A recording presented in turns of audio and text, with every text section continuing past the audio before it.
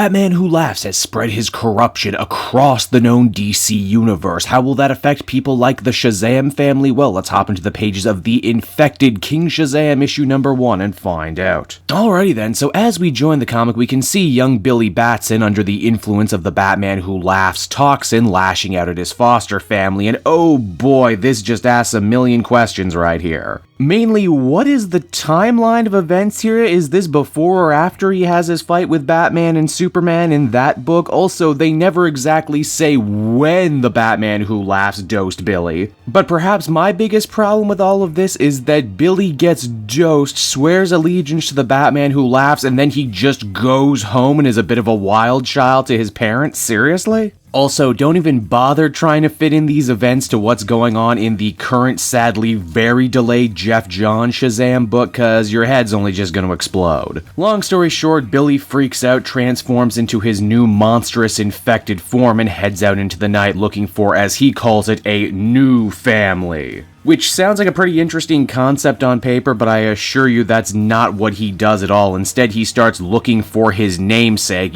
strength of Hercules, wisdom of Solomon, etc., etc. Now, obviously, he can't find the real Atlas of Greek mythology for some reason, which is going to be really confusing later on, but he does find the Jack Kirby character known as Atlas. How on earth did Billy know exactly where to find this truly obscure character that no one has thought about in more than 3 decades? Again, if you start asking questions like that, this comic is never gonna end. Now, the only person who could possibly save Billy is his Shazam family, Mary Marvel to be exact. She knew that there was something wrong with Billy from the get-go, but refuses to let her siblings get the Justice League involved because this is a family matter, but then also stops her other brother and sisters from coming with her to deal with the Billy problem. Yeah, Mary ain't exactly the smartest in this story, and that's only gonna become more apparent as we continue on. Now, where's Billy off to next on his ass-kicking quest? Well, he wants to find the DC Universe's Hercules, but when he can't, he decides to pay Thor a visit. Yes, that's right, the DC Universe has its own Thor. He is almost as obscure as Atlas, and one of the big differences between this Thor and the other Thor is that this one is red-headed, so,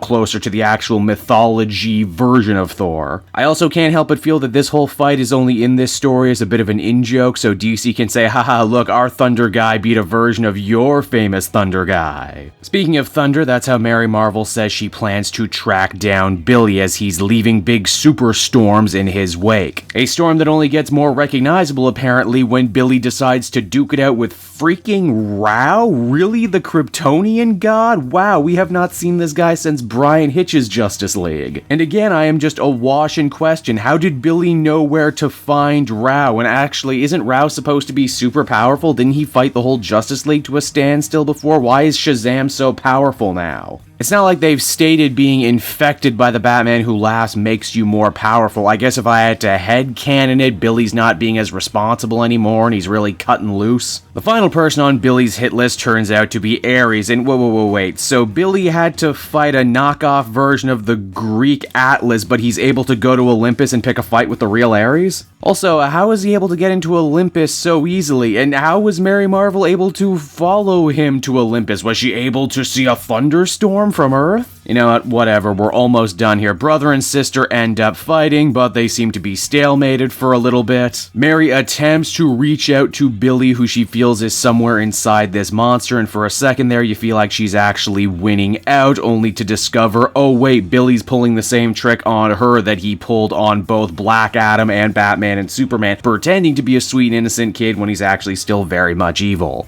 Billy more or less sucker punches his foster sister, and I think he tries to pull her guts out or something. It's pretty gross. Also, are you ready for this? The infected heroes are like vampires now, and if they pierce your flesh, they can infect you too. Huh? Which means Mary Marvel is going to turn into an evil infected version of herself, even though we haven't seen that represented in any of the solicitations for any of the new upcoming events.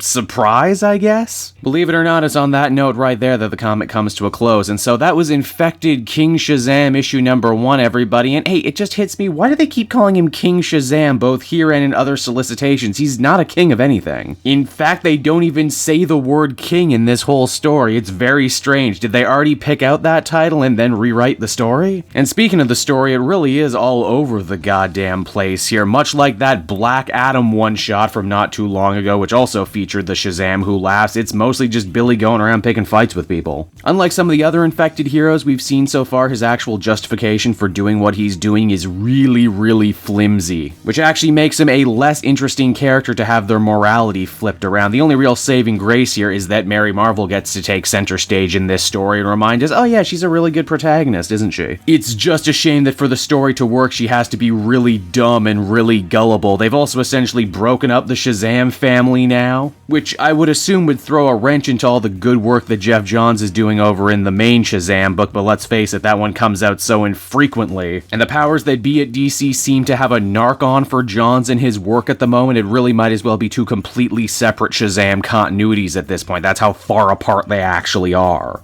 Overall, I'd give this one a 5.5 out of 10. It's not a total disaster, but it's certainly not one that I would recommend to anyone. Hey there everyone, Cape Joel again, and I want to thank you so much for watching to the end of the video. As always, if you liked what you see, be sure to like, subscribe, comment. It really helps drive engagement and helps me out too. Also, if you are a patron, which you can become for as little as $1 a month, you will get exclusive content that no one else can ever see, and you'll get to see the Comic Multiverse podcast before anyone else too. You can check out all this and more down in the description. And until next time everyone, this has been Cape Joel, and I'll see you all next time. Cheers.